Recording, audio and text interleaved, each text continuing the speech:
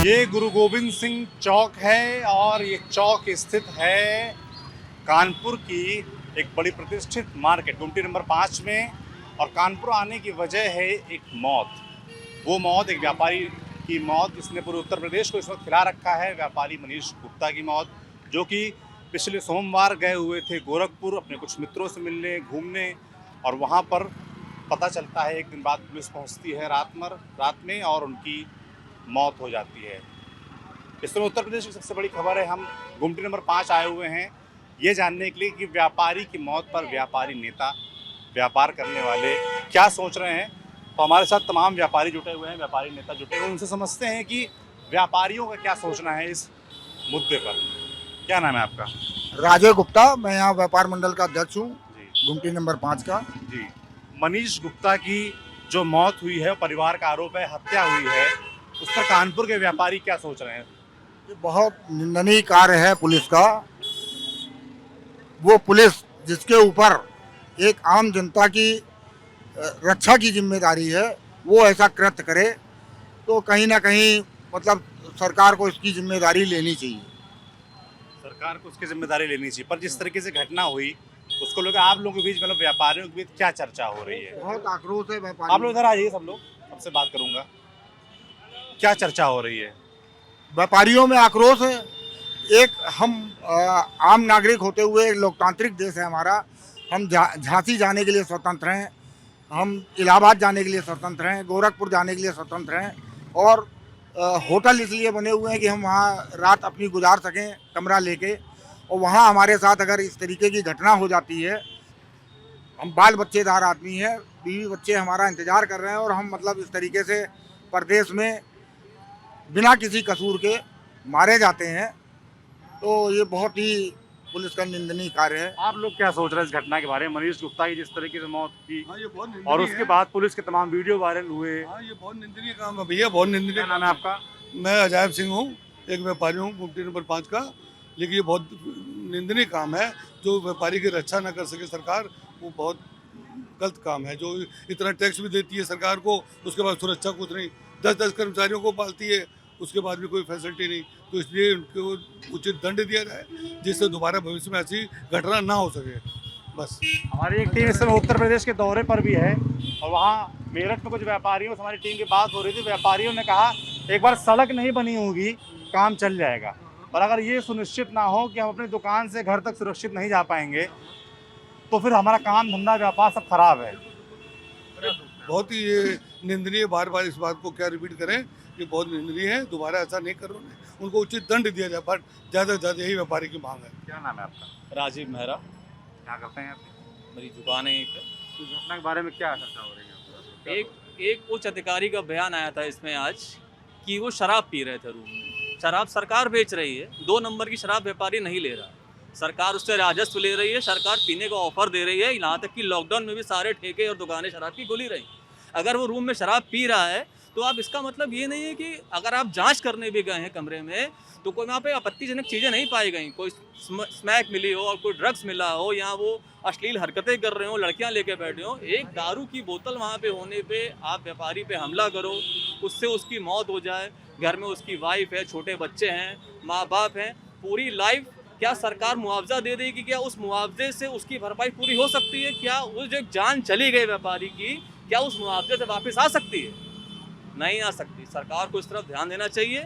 इस तरह की घटनाएं कानपुर में भी हुई हैं कि एक अपहरण हुआ था एक बच्चे का, उसके बाद उसकी लाश मिली, फिरौती की रकम तक गायब हो गई। अगर इस तरह की घटनाएं ऐसी होती रहेंगी बराबर, तो व्यापारियों को तो दुकान बंद करके सरकार के खिलाफ धरना देना पड़ेगा। एक सरकार का बड़ा दावा रहता है, जो अगर सरकार की उपलब्धियों पे जब बात होती है तो सरकार का बड़ा दावा रहता है लॉ एंड ऑर्डर को लेकर कि हमने लॉ एंड ऑर्डर दुरुस्त कर दिया है, लोग सुरक्षित हैं, किसी कोई खतरा नहीं है। कानपुर के व्यापारी हैं आप लोग, कानपुर के व्यापारी के नाते मैं पूछता हूँ कि ये दावा कितना सही है? आप लोग क्या सोचते हैं इस बारे में? 90% दावा गलत है। 90% जमीनी हरकत देखी जाए कुछ भी नहीं है।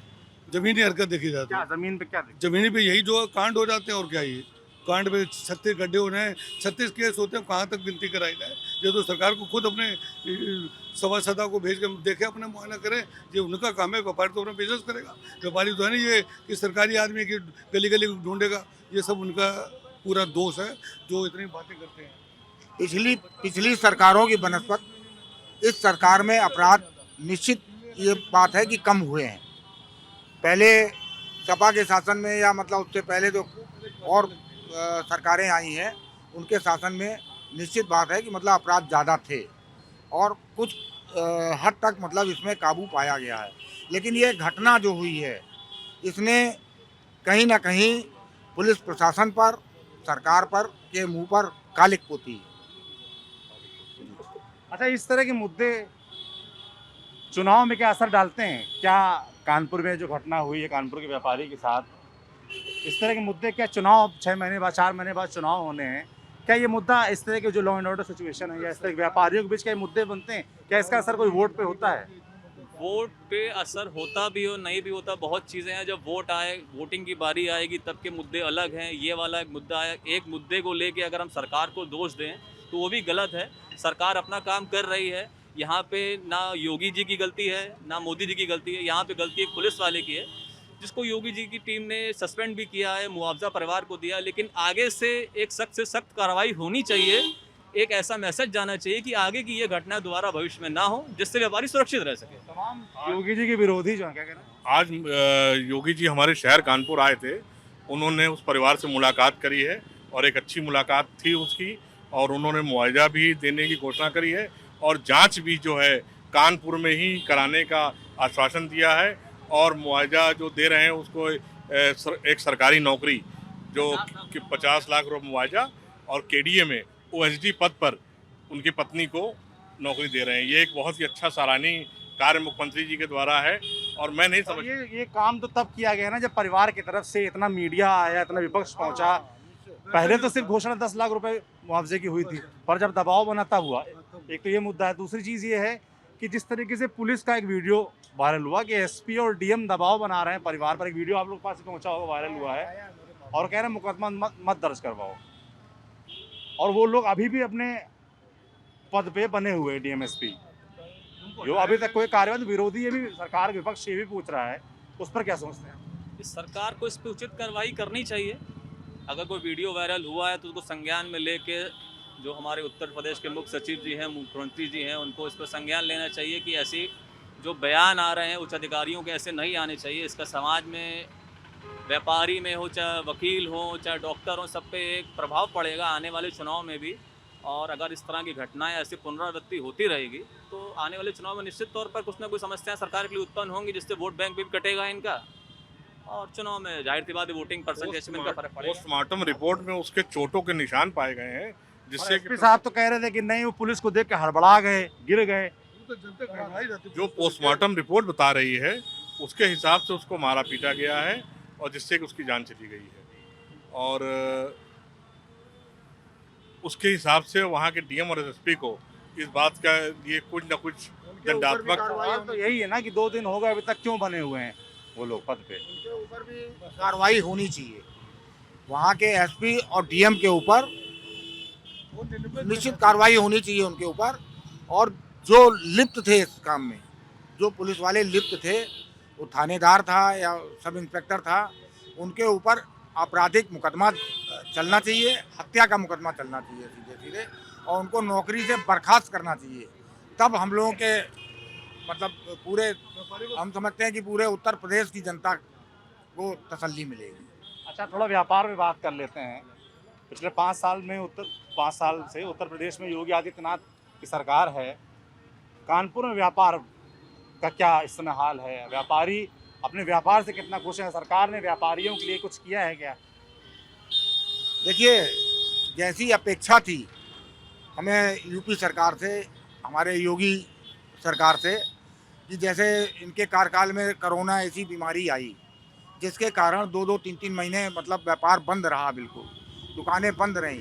तो उसमें कहीं ना कहीं हमारे व्यापारियों को, जिन्होंने अपने शटर ताले तक मतलब हाथ नहीं लगा पाए 3-3 महीने तक, तो उनको कुछ ना कुछ रियायत उनके जख्मों पे बरहम रखना चाहिए था।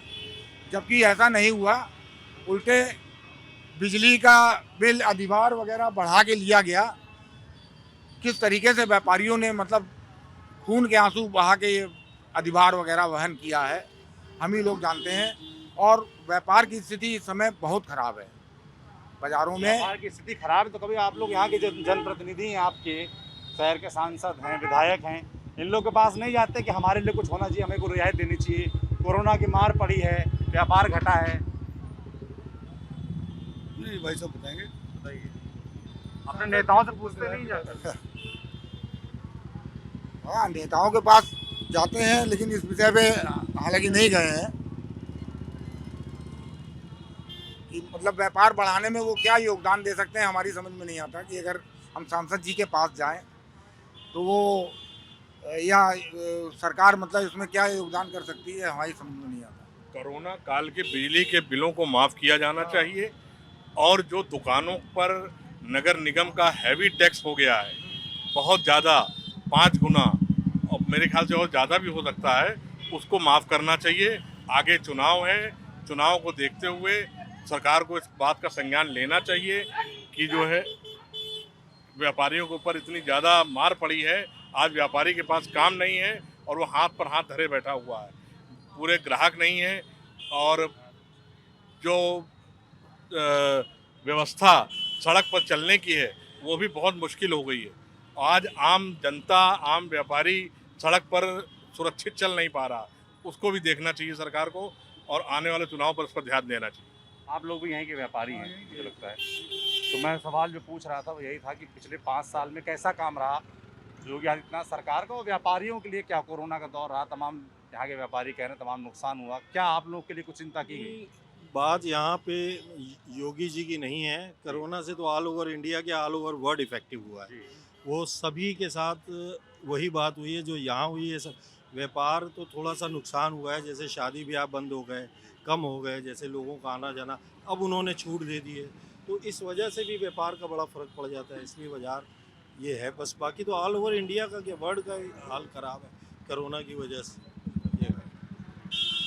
मार्केट में पैसा नहीं आम पब्लिक के पास, आम जनता जितने बिना जो प्राइवेट जनता है उनके पास पैसा है नहीं खरीदारी के लिए, इसलिए और ज़्यादा व्यापार क्यों नहीं है पैसा? भाई उनको 3-4 महीने बंद रहा, तो वो इधर खरीदारी क्या करें, वो अपने ही पचड़े से नहीं मुक्ति हो रही उनकी, उसका कुछ फैसिलिटी मिले। हाँ, लोगों की सैलरी मिली। लोगों जो प्राइवेट जो बहुत से लोग हमारे नौजवान प्राइवेट जॉब करते हैं, उनकी सैलरी आधी हो गई, जहाँ जहाँ वो काम करते थे यार नौकरी छूट गई। यही बहुत बड़ा कारण है कि लोगों के पास बाजार में खर्च करने के लिए पैसे का अभाव है। व्यापारी के साथ साथ आप लोग कानपुर के नागरिक भी हैं, उस नाते हुए मैं आप लोग से पूछना चाहूँगा कि कानपुर के क्या मुद्दे हैं? चुनाव आ रहे हैं, चुनाव को लेकर कानपुर के क्या बड़े मुद्दे हैं, किन मुद्दों पर चुनाव में वोट पड़ेगा इस बार? देखिए, हमारे बाजार का बहुत बड़ा मुद्दा है, ये हमारे यहाँ अनवरगंज से मंदना जो रेलवे क्रॉसिंग रेल ट्रैक है, इससे यहाँ हमारा बाजार तबाह है। हमारी मांग, हमने कई बार, आज 12 सालों से हम लोग ये आंदोलन चला रहे हैं। किससे मांग किया आपने? हमने यहाँ मंत्री से मांग की, ये संसद तक में ये मामला उठा है।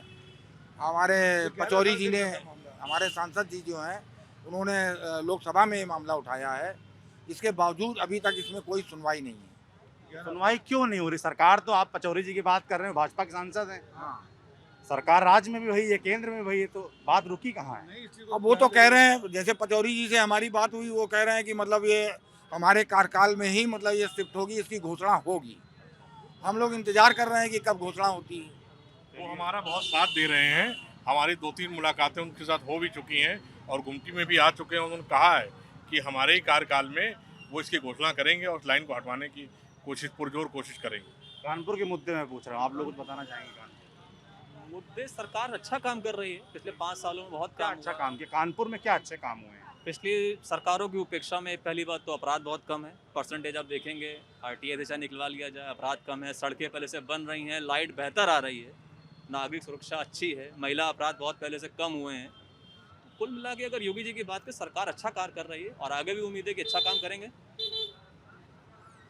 कानपुर में पूछ रहा हूँ कि अगर आपको मैं गिनाने कहूँ कि 5 काम गिनाइए मुझे जो अच्छे हुए हैं कानपुर में इस बार। सबसे पहले काम, बिजली की व्यवस्था बहुत अच्छी है, लाइट ना के बराबर जाती है। भाई साहब मुझसे शिकायत कर रहे थे बिजली कटौती बढ़ गई है। बारिशों का समय है, जाहिर सी बात है, पेड़ भी गिरेंगे, तारें टूटेंगी, बाकी बिजली व्यवस्था पहले से बहुत अच्छी है। पहले के मुकाबले बिजली ज़्यादा आ रही कम आ रही? आप कह रहे हैं कुछ फाल्टों की वजह से है दिक्कत, जो बहुत देर तक रुकी रहती है, जिससे कि व्यापार बहुत प्रभावित होता है, और बाकी और ऐलान तो ठीक है, लेकिन फिर भी दिखते हैं।